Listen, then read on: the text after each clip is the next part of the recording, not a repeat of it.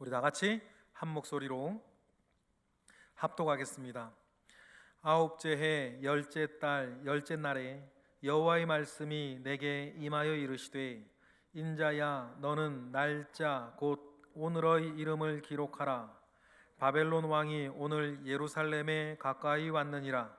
너는 이 반역하는 족속에게 비유를 베풀어 이르기를, 주 여호와께서 이같이 말씀하시기를, 가마 하나를 걸라.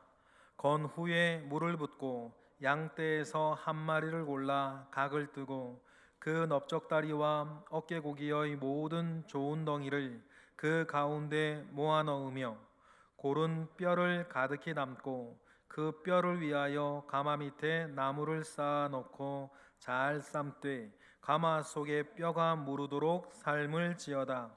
그러므로 주 여호와께서 이같이 말씀하셨느니라. 피를 흘린 성읍 녹슨 가마 곧 그 속의 녹을 없이 하지 아니한 가마여, 화 있을진저 제비 뽑을 것도 없이 그 덩이를 하나하나 꺼낼지어다. 그 피가 그 가운데에 있으며 피를 땅에 쏟아 티끌이 덮이게 하지 않고 맨 바위 위에 두었도다. 내가 그 피를 맨 바위 위에 두고 덮이지 아니하게 함은 분노를 나타내어 보응하려 함이로라. 그러므로 주 여호와께서 이같이 말씀하셨느니라. 화 있을진저 피를 흘린 성읍이여, 내가 또 나무 무더기를 크게 하리라. 나무를 많이 쌓고 불을 피워 그 고기를 삶아 녹이고 국물을 졸이고 그 뼈를 태우고 가마가 빈 후에는 숯불 위에 놓아 뜨겁게 하며 그 가마의 놋을 달구어서 그 속에 더러운 것을 녹게 하며 녹이 소멸되게 하라. 이 성읍이 수고함으로 스스로 피곤하나 많은 녹이 그 속에서 벗겨지지 아니하며 불에서도 없어지지 아니하는도다. 너의 더러운 것들 중에 음란이 그 하나이니라. 내가 너를 깨끗하게 하나 내가 깨끗하여지지 아니하니, 내가 내게 향한 분노를 풀기 전에는 내 더러움이 다시 깨끗하여지지 아니하리라. 나 여호와가 말하였은즉 그 일이 이루어질지라. 그 내가 돌이키지도 아니하고 아끼지도 아니하며 뉘우치지도 아니하고 행하리니, 그들이 내 모든 행위대로 너를 재판하리라. 주 여호와의 말씀이니라. 아멘. 하나님께서 어떤 사람을 축복하는지 잘 알기 때문에, 하나님, 제가 초심을 잃는다면 저를 망하게 하십시오 라고 그는 매일 기도한다. 이 권홍 집사님이죠. 제가 어떤 모임에서 만난 적이 있습니다. 내가 초심을 잃는다면 주님, 저를 망하게 하셔야 됩니다. 그것이 하나님 앞에서 복받는 길이기 때문입니다 라고 하는 이 기도를 할 수 있다는 것은요, 하나님을 신뢰한다는 거예요. 하나님을 신뢰한다는 것입니다. 상록수라고 하는 우리나라 그 현대 소설 처음 쓴 그 상록수를 쓴 분 시문이잖아요. 시문의 상록수 여러분 들어보셨을 텐데, 그 시문 그 선생님 아들이 일산에서 목회를 해요. 그런데 교회 목회를 얼마나 엄격하게 하는지, 거기는 여자분들이 치마 바지도 못 입어요. 여자분들 바지도 못 입고 그런 교회죠. 그러니 그 교회에서 아주 엄하게 아이들을 교육하고 이렇게 가르치죠. 그래서 잘 교육을 받아 소화시킨 사람은 너무 멋지게 참 이렇게 커 가는데, 한 명 그렇게 바로 서기 위해서 9명은 나가 떨어질 거 아니에요. 문제는 그거지. 옳고 그름을 좀 말하는 건 아니에요. 그런 분도 계신다. 그런데 그 교회에서 어릴 적 신앙생활을 하다가 떨어져 나간 9명 중에 자기 딸이 있는 집사님을 제가 알아요. 전에도 한번 얘기를 들은 것 같은데요. 고등학교에서 그 딸은 생물 선생님을 하고 있습니다. 제가 이제 두어 번 만난 적이 있죠. 고등학교에서 생물 선생하고 얼마나 이쁜지, 얼마나 날씬하고 이쁜지. 그러니 여러분, 학교 생활이 얼마나 편하겠어요? 아쉬운 것도 없어요. 근데 어느 날부턴가 그분이 이제 새벽기도 때 나와 기도를 하시는데 기도 내용이 딸망하게 하는 기도더라고요. 그래서 이상하게 궁금해서 그 집사님한테 내가 듣고 싶어 들은 건 아니었고 어떻게 하다 보니 기도가 들려서 내가 묻는데 지금 딸 저주하시는 거네요. 물었죠? 그때 이제 그 여자 집사님이 이런 얘기를 하세요. 목사님, 제 딸 아시지 않습니까? 걔가요 아쉬운 게 하나 없으니까 주님을 찾지를 않아요. 아쉬운 게 없으니까 어렸을 때 중학교 때 그 교회 튕겨져 나가서는 돌아올 생각을 안 해요. 이 방법도 써보고 저 방법도 써보고 이렇게 저렇게 해봤는데 저는 매우 매우 두려워요. 하나님을 완전히 잃어버릴까 봐. 그래서 제가 어미지만 기도합니다. 하나님, 내 딸 망하게 해주세요.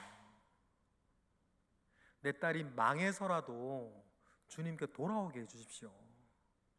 여러분, 부모님이 이렇게 기도하는 거 저 참 쉽지 않다는 건 알아요. 그런데요, 확실한 거 하나는 뭐냐면요, 그는 복음이 정말 뭔지 아는 사람이라는 거예요.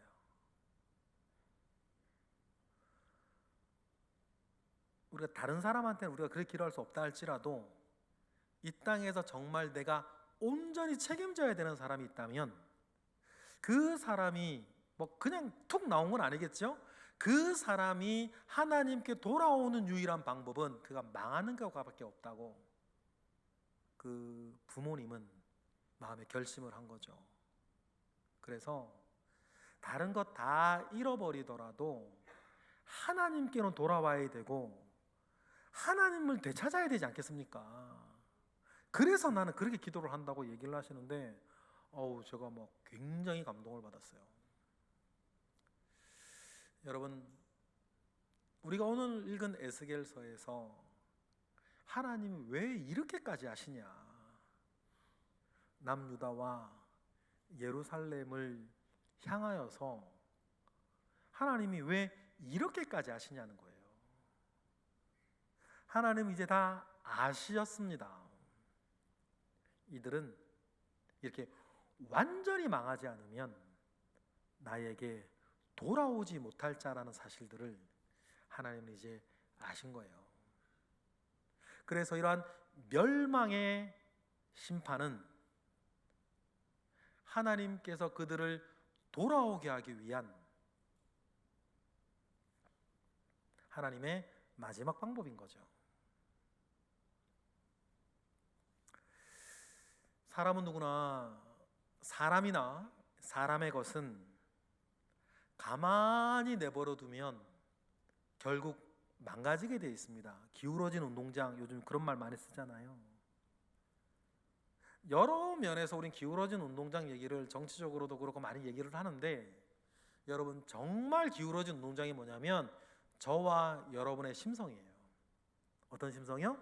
죄악에 기울어진 운동장. 저는 아닙니다라고 말할 사람이 이 자리에, 이 공간에 누가 있습니까? 제가 늘 말하잖아요. 저나 여러분이나 아무리 사소하고 작은 일도 선한 일은 결심해야 하고 악한 일은 누구도 우리 중에 결심하고 하는 사람은 없어요. 하고 나서 후회하지. 이 자체가 뭘 말하는 거예요? 기울어진 운동장. 어디에? 악에 기울어진 운동장. 여러분 꼭 기억하세요. 사람의 것이나 사람은 내버려두면 악해지게 되어 있습니다. 나는 아니라고 말하는 사람은 여러분 아무도 없다. 사람의 것. 자, 우리 교회에 작은 고민이 하나 있어요. 우리 교회가 이제 입당하고 3, 4년 되지 않았습니까? 내버려두면 고장나네. 이제 그게 문제가 뭐냐면요, 이 전등이에요. 전등. 슬슬 전등이 하나로 나가기 시작하는데, 여러분 그거 아세요? 이거 올리면 십자가를 비추는 3개 등 중 하나가 나갔어요. 근데 문제가 뭐냐면 높아가지고 갈아 낄 방법이 없네. 판매되는 가장 큰 사다리도 안 닿아요. 업체에 전화를 해보니까 이렇게 천장을 기어가서 해야 된다는데 방법을 알아야지. 그래서 업체를 불러다가 그분 어떻게 기어가서 하는지 보고 해야 되죠. 제가 고민이 돼가지고 달 따는 장비라 그러더만요. 이게 막대 이렇게 해가지고 탁기자가 픽픽 돌리면 높이 있는 전등을 뭐 교체하는 게 있더라고요. 오죽하면 그거까지 알아보고 그거 만드는 회사에 전화까지 해가지고 뭐 하는데 우리 거는 안 될 것 같대요. 폭 바뀌어 있어가지고 이거 어떻게 해야 되나 뭐 작은 고민이에요. 왜냐하면 이제 하나 둘씩 나가기 시작할 텐데 그때마다 사람 부르면 이게 돈이 얼마예요. 결국 우리가 할 줄 알아야 되는 거죠. 감사하게 전등이 한꺼번에 나갔다가 한꺼번에 딱 나가면 참 좋겠어요. 그 한 사람 한 번 부르면 되니까. 근데 전등이 그렇지 않잖아요. 하나씩 나가잖아요. 누구 꼭 아들내미 속삭이는 것처럼 하나씩 이렇게 바람 잘 날 바람 잘 날 뭐예요? 나무 가지 편한 날 없다고. 앞으로 이제 전등이 하나 둘 나갈 것 같은데 어떻게 하나 싶어요. 그걸 말씀드리고 싶은 건 아니고 사람의 것이나 사람은 내버려 두면 망가진다. 옆 사람도 그렇고 나도 그래요. 여러분 이거 정말 인정하셔야 돼요. 우리는 내버려 두면 망가지는 존재들이에요. 생각이 망가지고요, 마음이 망가져요. 내버려 두면요 우리는 망가지게 돼 있어요. 사람의 것이나 사람은. 그러니 하나님의 말씀처럼 늘 우리는 교훈과 책망과 바르게 함과 의로 교육받아야 되죠. 그래서 그 안에서 늘 하나님의 사람으로 온전하게 되기를, 그리고 우리로 하여금 선한 능력을 행할 능력을, 선을 행할 능력을 갖추게 되기를. 선을 행할 능력을 갖추려면 우리 생각이 늘 선한 가운데 보존되어야 되고, 우리들의 정서가 늘 은혜 가운데 보존되어야 되고, 생각과 정서가 은혜 가운데 보존되니 말과 행동이 바라지게 돼야 됩니다. 이런 것들이 늘 깨어지는 마음 가운데 관리되어지지 아니하면 고상한 사람은 고상하게 죄짓고, 천한 사람은 천하게 죄짓고, 말 잘하는 사람은 말로 죄짓고, 힘센 사람은 힘으로 죄짓고, 건강한 사람은 건강한 몸으로 죄짓고, 돈 많은 사람은 돈으로 죄짓고, 권력 있는 사람은 권력으로 죄짓고. 이 일에 대해서 저는 아닌데요 라고 말할 사람이 누가 있어요? 마음이 없는 게 아니라 권력이 없지. 우리는 마음이 없는 게 아니라 돈이 없지. 마음이 없는 게 아니라 힘이 없지. 그러니 여러분, 우리가 평생 신앙생활 하면서 내가 누구고, 그러니 나는 은혜가 필요하고, 나를 위해서도 은혜가 필요하고, 내 삶을 위해서 은혜가 필요하고, 내가 그러한 자이듯이 나와 함께 살아가는 모든 불신자나 성도들도 그런 사람들이라는 것을 인정하는 거. 그래서 성경이 뭐라 그럽니까? 나보다도 남을 더 낮게 여기고 서로가 서로를 불쌍히 여기며 살아가는 것이 성경이 우리의 가르치는 삶의 덕목 아니겠어요? 이런 애 저런 애 막 지적하려 그러면 한도 끝도 없고. 오늘 하나님께서는 그 많은 선지자들을 통해서 예언하시고 경고하시고 말씀을 주셨습니다. 남유다의 멸망이 예언되기 시작한 것이 지금 남유다가 멸망할 200년적인 8세기부터입니다. 주전 8세기. 주전 8세기부터 하나님은 경고를 주셨어요. 무려 200년 동안. 가끔 제가 이제 제 자녀들을 회초리를 들 때가 있습니다. 저 지금도 듭니다. 그래도 여러분들 잘 아시잖아요. 자녀들 회초리질 하고 나면요, 하기도 싫고, 하고 나면 정말 며칠 동안 기분이 좋지 않아요. 정말 제 마음이 상해가지고 참 기분이 좋지 않아요. 그래서 웬만하면 말입니다. 그렇다고 제가 맨날 때리는 건 아니에요. 여태까지 정함이가 제대로 혼나본 게 두세 번 되는 것 같고, 서남이는 되게 크게 혼난 게 딱 한 번 정도 되는 것 같아요. 그러면 10년에 한 번 꼴, 한두 번 꼴이니까 자주 하는 건 아니에요. 신고하지 마세요.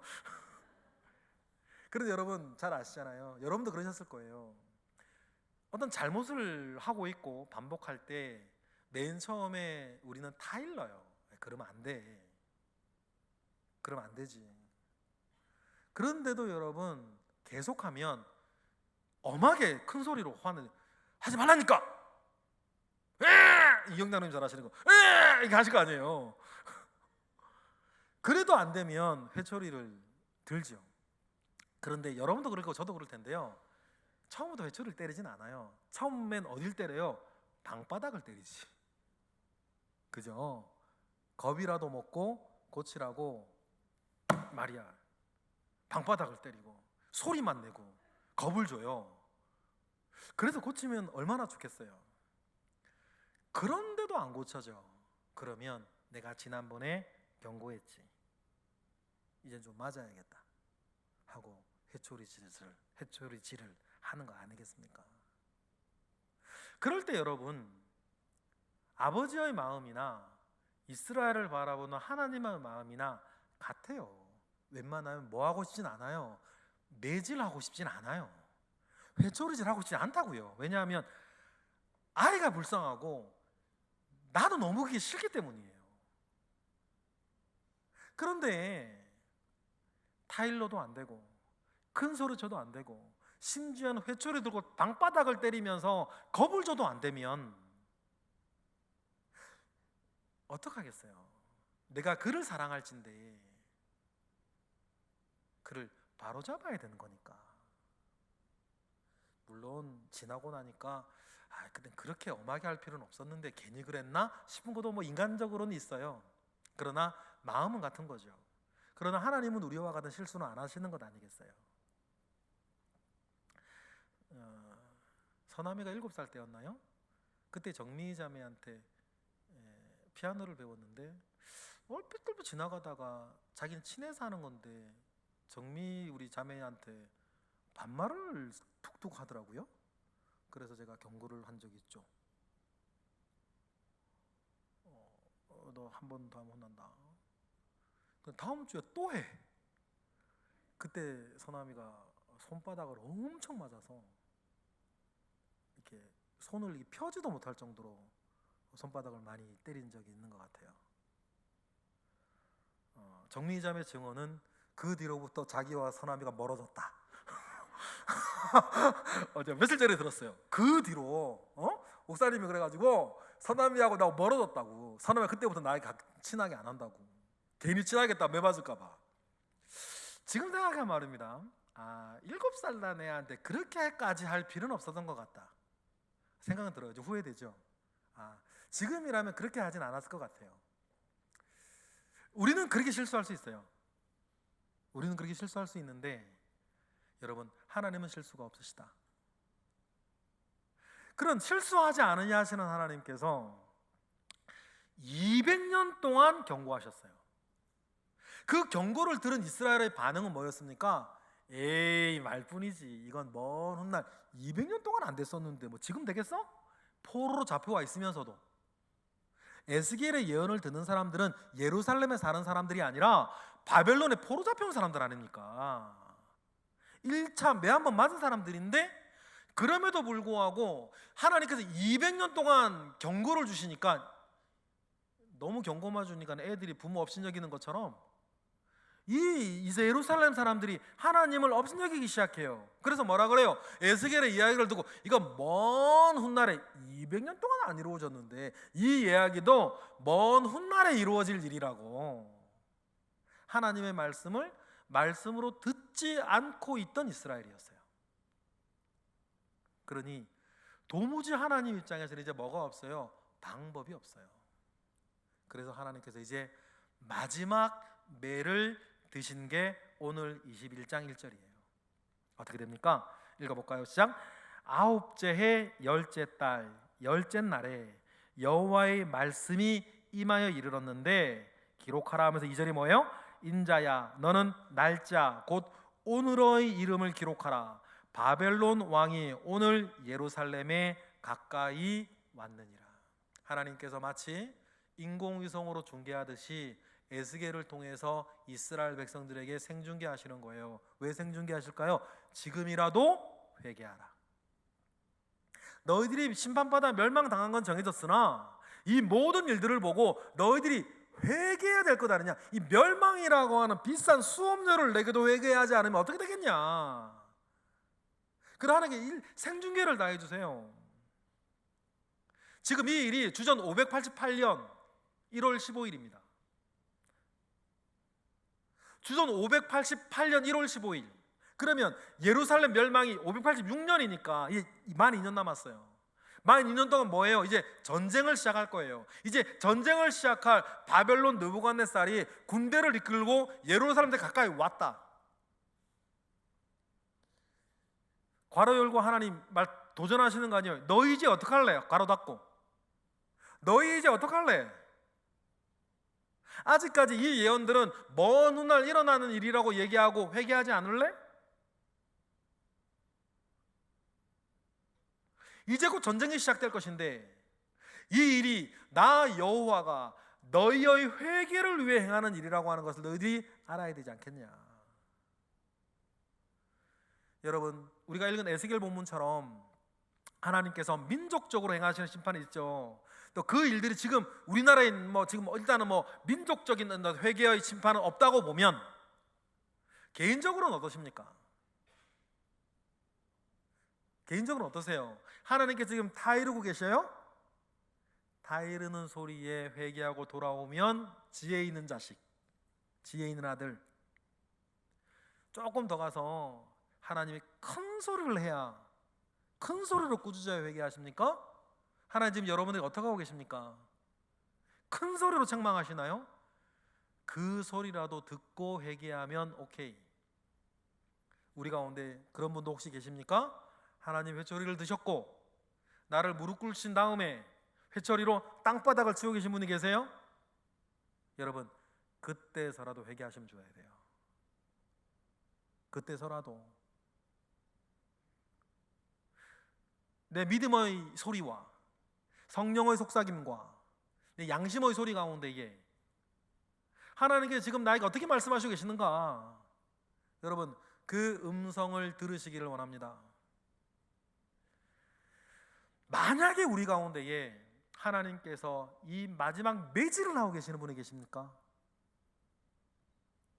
그렇다면 그까지는 안 갔으면 좋겠고, 제가 만에 하나 한 명이라도 그 지경 가운데 가 계신 분이 있다면 그 회초리의 통증 속에서라도 여러분 회개하셔야 되는 건 아니겠어요?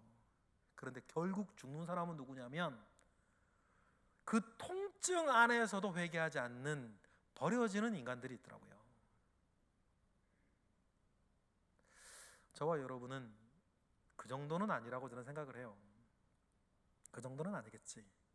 그러나 여러분 좀 더 지혜롭다면 매질하기 전에, 방바닥 치기 전에, 큰 소리로 꾸짖기 전에, 타이르기 전에, 100점짜리 뭐예요? 타이르기도 전에 알아서 잘하면 얼마나 좋겠어요. 이제 하나님의 매질이 시작됩니다. 하나님은 그 상황을 에스겔에게 비유로 말씀하라 하시면서 녹슨 가마솥 비유로 말씀하세요. 녹슨 가마솥입니다. 녹슨 가마솥을 걸어라. 각종 좋은 것들로 나무를 준비해서 삶으라 그래요. 4, 5절 읽어볼까요? 다 같이 시작. 건 후에 물을 붓고 양떼에서 한 마리를 골라 각을 뜨고 그 넓적다리와 어깨고기의 모든 좋은 덩이를 그 가운데 모아놓으며 고른 뼈를 가득히 담고 그 뼈를 위하여 가마 밑에 나무를 쌓고 어떻게? 잘 삶되. 어떻게 삶아요? 가마솥의 뼈가 무르도록 삶아라.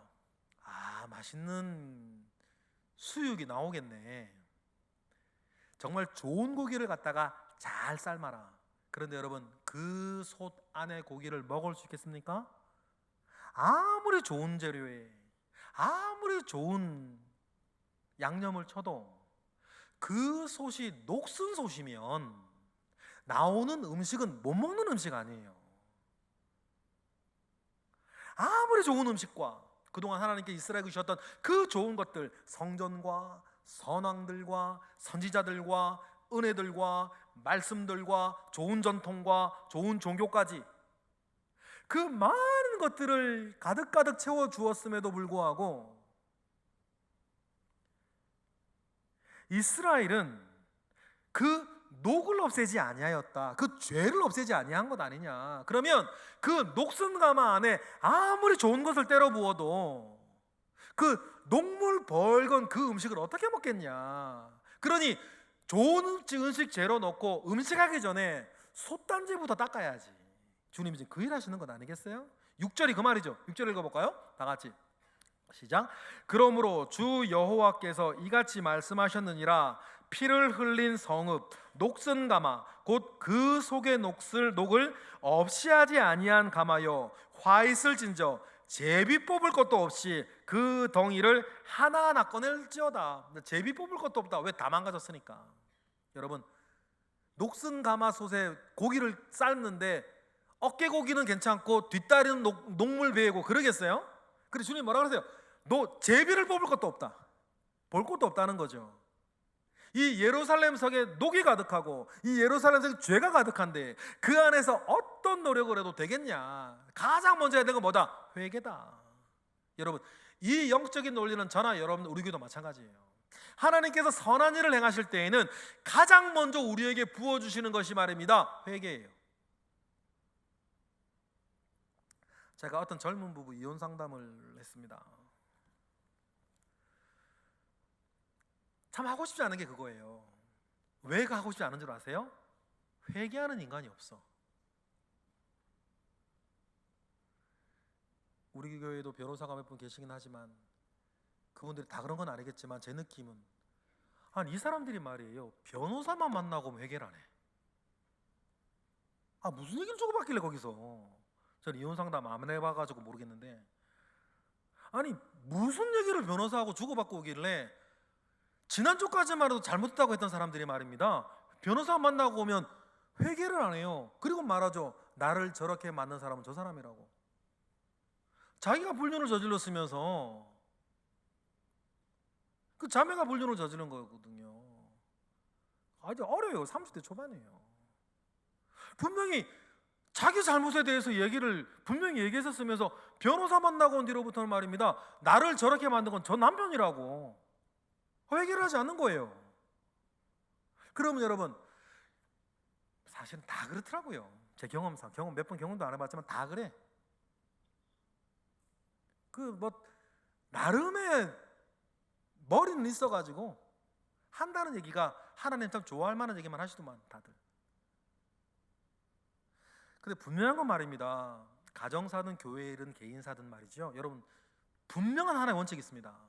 하나님이 새 일을 시작하실 때에는 가장 먼저 나에게 회개의 영부터 주시더라. 여러분, 그 외에 다른 거 있으셨어요? 저는 단 한 번도 없었습니다. 교회든 개인이든 가정이든 하나님이 그 가운데 새 일을 시작하실 때에는 일명 예외 없이 그 당사자들 가운데에 회개의 영부터 부어주세요. 회개 없이 받는 은혜는 여러분 가짜 아닙니까? 회개 없이 받는 은혜가 어디 있고 회개 없이 이루어지는 회복이 어디 있어요? 인간적으로 화해하면 되는 겁니다. 절대 그렇지 않습니다. 분명한 영적 원칙, 첫 번째 원칙은 하나님께서 새 일을 시작하실 때에는 일명 예외 없이 모든 사람에게 회개의 영부터 주셔요. 그런데 그 회개를 이스라엘은 거절하는 거잖아요. 어쩔 수 없는 인간이라 어쩔 수 없다고, 악한 세상, 이 험한 세상 사는데 어쩔 수 없다고, 그렇게 하고 어떻게 사느냐고, 나를 저렇게 만든 건 저 사람이라고, 저 사람 때문에 내가 이렇게 됐다고, 저 사람이 잘못이라고 다 남 얘기만 해요. 그러면 여러분, 하나님은 일하시지 못합니다. 지금 예루살렘처럼, 오늘 우리가 읽었던 6절 말씀처럼 녹을 없이 아지한 가마 안에서는 아무 일도 못하는 거예요. 어떤 고기를 넣어도, 어떤 조미료를 치고, 어떤 마법의 가루를 뿌려놔도, 백선생의 마법의 가루 아무리 뿌려대도 녹슨 가마 안에서는 녹물에 찌든 고기밖에 더 나오겠습니까? 그러니 가장 중요한 건 뭐다? 여러분, 녹을 제거하는 것, 회개하는 것 아니겠습니까? 그래서 하나님은 8절에 피를 뻗어시 두어라. 너희들이 그동안 예루살렘 성에서 흘렸던 무죄한 자의 피를 그대로 두어라. 너희들이 다 그 피를 보고 회개하라 라고 얘기하시면서, 우리는 다 알지만 에스겔의 예언을 처음 듣는 사람들은 생경할 수도 있는 이 녹슨 가마는 무엇을 말하는 것이다? 예루살렘을 말하는 것이다. 9절 10절이에요. 9절 10절 읽어볼까요? 다 같이 시작. 그러므로 주 여호와께서 이같이 말씀하셨느니라. 화 있을진저 피를 흘린 성읍이여, 내가 또 나무 무더기를 크게 하리라. 나무를 많이 쌓고 불을 피워 그 고기를 삶아 녹이고 국물을 졸이고 그 뼈를 태우고. 아무리 해봐라 되겠는가? 안 되는 거죠. 그 전에 뭐부터 해야 됩니까? 11절 시작. 가마가 빈 후에는 숯불 위에 놓아 뜨겁게 하여 그 가마에 놋을 달궈서 그 속에 뭐를요? 더러운 것을 녹게 하며 녹이 소멸되게 하라. 여러분, 이거부터 시작하는 거예요. 크고 작은, 큰 일이면 큰 얘기 하시면 되고 작은 일이면 작은 얘기 하시면 되는데 회개 없이 은혜는 없어요. 그 회개를 하지 아니하고 12절, 이 성읍이 아무리 수고해봐야 헛일 아니냐는 거예요. 12절 읽어볼까요? 시작. 이 성읍이 수고함으로 스스로 피곤하게 하나 많은 녹이 그 속에서 벗겨지지 아니하며 불에서도 없어지지 아니한다. 그러니 이 녹을 제거하지 않은 다음에야 너희들이 아무리 수고하고 스스로 피곤하게 만들어도 일은 되어지지 아니한다. 뭐가 없으면? 회개 없으면. 그래서 하나님께서 마지막 회초리를 들고 전쟁이 시작되어지기 직전에 하나님께서 마지막 메시지를 이스라엘에게 주시는 것 아니겠습니까? 이 일을 통해서 하나님께서 이루려고 하는 것은 한 가지 아니겠어요? 14절 마지막으로 읽어볼까요? 시작. 나 여호와가 말하였은즉 그 일이 이루어질지라. 내가 돌이키지도 아니하고 아끼지도 아니하며 뉘치지도 아니하고 행하리니 그들이 내 모든 행위대로 너를 재판하리라. 주 여호와의 말씀이니라. 여러분, 그리하여서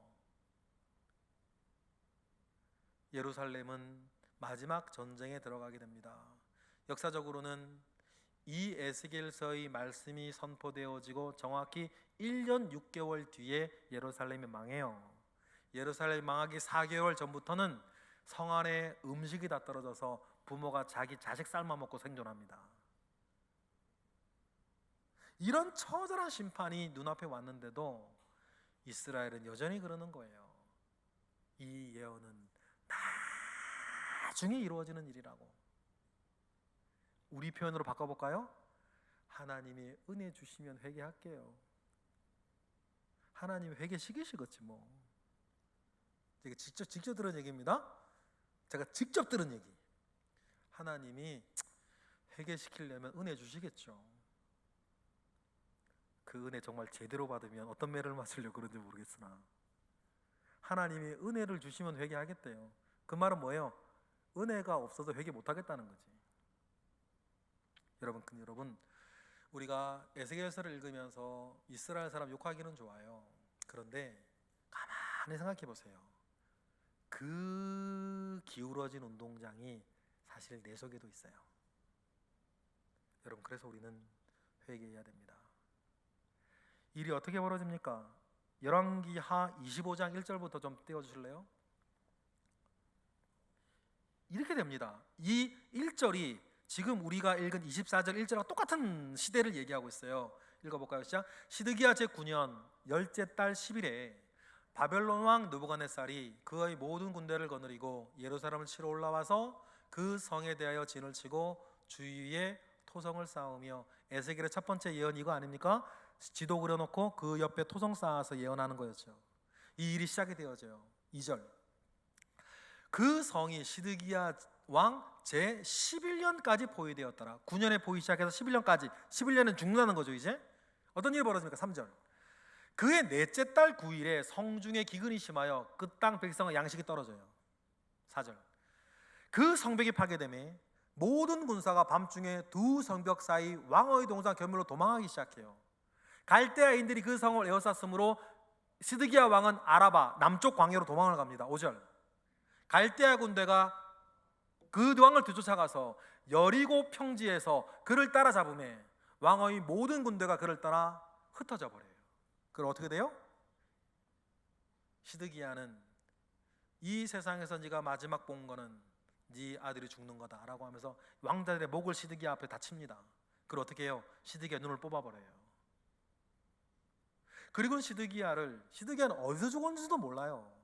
시드기야를 말입니다, 말에 묶어서, 뻘거벗긴 채 말에 묶여서 눈 뽑힌 채 바벨론 전역을 긁고 다니다가 어디서 죽어요. 근데 어디서 죽은지 몰라요. 시드기야가 하나님의 말씀이 예레미야를 통해 전해지는 걸 알았습니다. 그런데 시드기야는 용기가 없었죠. 뭐 할 용기요? 회개할 용기가 없었어요. 지하 감옥에 갇혀있던 예레미야에게 찾아가서 예레미야의 말씀을 다 듣고 시드기야 이렇게 말을 합니다. 아무 회개도 그 얘기는 하지 마라. 그리고는 지금이라도 회개하는 예레미야에게 시드기야가 그러죠. 지금 우리말로 하면 내가 어떻게 회개를 하냐, 지금 어떻게 회개를 하냐, 이 지경에서.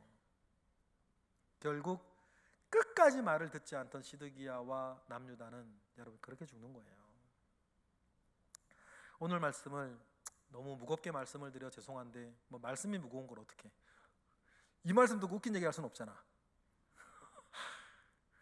하나님의 말씀은 교훈과 책망과 바르게 함과 의로 교육하는 거지, 여러분 마음 뭐 위로 주고 격려하고 힘주는 건 일단은 아니에요.